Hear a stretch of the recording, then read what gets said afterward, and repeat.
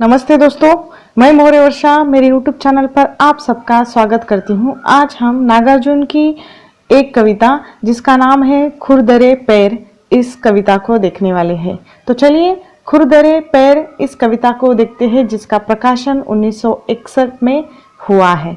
कविता इस तरह है। खूब गए दुधिया निगाहों में, खूब गए दुधिया निगाहों में, फटी बिवाइयों वाले खुरदरे पैर, फटी बिवाइयों वाले खुरदरे पैर, धस गए कुसुम कोमल मन में, धस गए कुसुम कोमल मन में, घुटल घट्टों वाले कुलिश कठोर पैर, घुटल घट्टों वाले कुलिश कठोर पैर। इसका स्पष्टीकरण इस तरह है। लेखक ने इस कविता में एक रिक्शे वाले के जीवन को प्रस्तुत किया है। खुरदरे पैर का अर्थ होता है जिसके पैरों में चिकनापन न हो, जो खुरखुरा हो गया हो, अर्थात हमारी भाषा में अगर कहा जाए तो जिसके पैरों में अधिक घाव हो या पैरों की त्वचा रूखी हो गई हो, जिसको देखकर उस व्यक्ति के कष्ट या मेहनत का पता चलता हो, ऐसे पैरों को उन्होंने खुरदरे पैर का, जो मेहनत करते हैं उनके पैरों को ये उपमा लेखक ने दी है।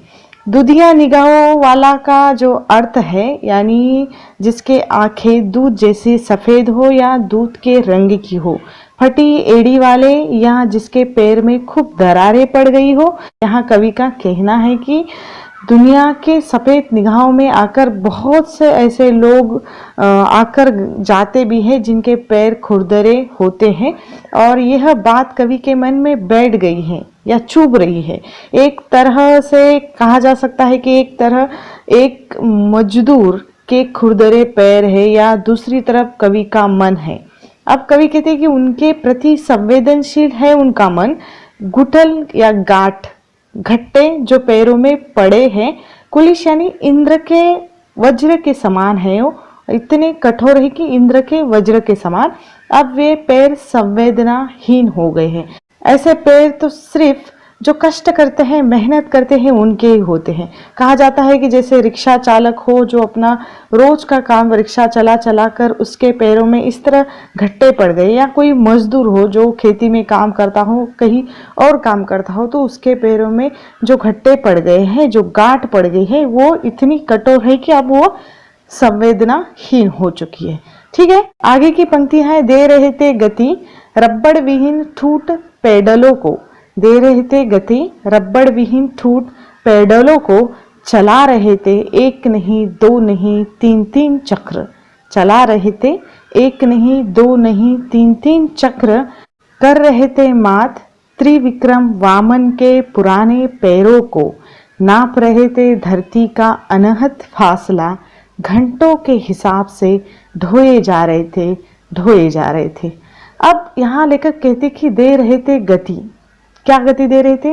पैर, उन रबर विहीन जिनमें चिकनाई न हो ऐसे सूखे पैदलों को, यानी रबर विहीन, जैसे रबर में चिकनाहट ज़्यादा होती है, जितना खींचा जाए उतना वो लंबा होता है, लेकिन अभी वो रबर विहीन हो गए हैं जिसमें चिकनाई न हो, ऐसे सूखे पैदलों को जो कठोर बन गए हैं, उन्हें और चुभन से डर नहीं लगता, इसलिए पैरों को गति प्रदान की है और चला रहे थे। एक नहीं दो नहीं तीन तीन चक्र कर रहे थे।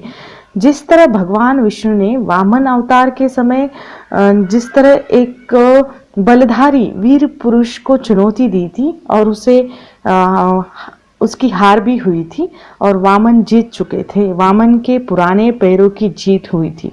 त्रिलोक यानी धरती, पाताल, आकाश में उन्होंने एक ही पैर में वो माप लिया था।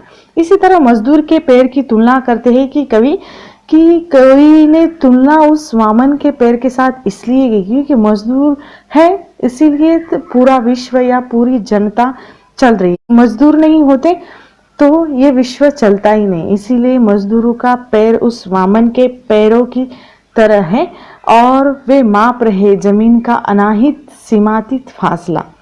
इसका दूसरा भी अर्थ ये निकलता है कि मजदूर ही इस जमीन का एक हिस्सा है और हम उसे सीमा के बाहर माप रहे हैं। घंटों के हिसाब से उनसे कम वेतन में काम लिया जाता है और मजदूरी जो उन्हें काम के मुबदले में बहुत कम मिलती है, और वह कितने ही सालों से ये काम का बोझा उठा रहे हैं, ढोए जा रहे हैं। वामन ने बिना मेहनत के सारी धरती माप ली थी, किंतु यह पैर इतनी मेहनत करने के बाद भी धरती का छोटा सा टुकड़ा मापने में असमर्थ है, ऐसा कवि को लगता है। आगे की पंक्तियां है, देर तक टकराए उस दिन उन आंखों से वे पैर, देर तक टकराए उस दिन उन आंखों से वे पैर, भूल नहीं पाऊंगा फटी विवाइयां, भूल नहीं पाऊंगा फटी विवाइयां, खूब गई दुधिया निगाहों में, धस गई कुसुम कोमल मन में, खूब गई दुधिया निगाहों में, धस गई कुसुम कोमल मन में। आगे कवि कहते हैं कि उस दिन देर तक इन आंखों से, मतलब कवि की आंखों से वे पैर जा ही नहीं रहे थे, टकराए जा रहे थे, अर्थात कवि के आंखों के सामने से वे पैर नहीं जा रहे थे। कौन से पैर? खुरदरे वाले, फटे छालों वाले, जख्मी पैर। कवि आगे कहते हैं कि मैं भूल नहीं पाऊंगा वह पैर की फटी हुई चमड़ी, यानी विवाई का अर्थ क्या है? पैर की फटी हुई चमड़ी। कवि आगे कहते हैं कि फिर वह दुधिया सफेद आंखों में धस गई है, कवि के कोमल कठोर मन में वो बस गई है। ऐसे इस तरह कवि ने अपनी इस छोटी सी कविता में कहा है कि प्रत्येक मजदूर के पैर ऐसे ही खुरदरे होते हैं, चाहे वह किसान हो, मजदूर हो या रिक्शा चलाने वाला हो, उसके पैर चलकर ऐसे ही होते हैं, जिनमें ना कोई चिकनाहट होती है और ना ही चिकनाई होती है, बल्कि खरखर ज्यादा होती है, रूखा सूखापन ज्यादा होता है। ठीक है, इसीलिए कवि ने मजदूर के पैरों का वर्णन इस कविता में इसलिए किया क्योंकि वो मार्क्सवादी थे, और मार्क्सवादी थे या शोषण का विरोध करने के लिए उन्होंने इस कविता में एक मजदूर की कथा या उसके पैरों की कथा बताई है। ठीक है, अब इस कविता के जो निष्कर्ष है, इसमें शोषित पीड़ित जनता के प्रति सहानुभूति, किसान मजदूर जनता के पैरों के घावों का वर्णन, रिक्शे वाले, हम जैसे उदाहरण के लिए रिक्शे वाले, यहाँ पर रिक्शे वाला ये शब्द प्रयोग कवि ने नहीं किया है, मजदूर ये शब्द प्रयोग आता है, खुरदरे पैरों वाला।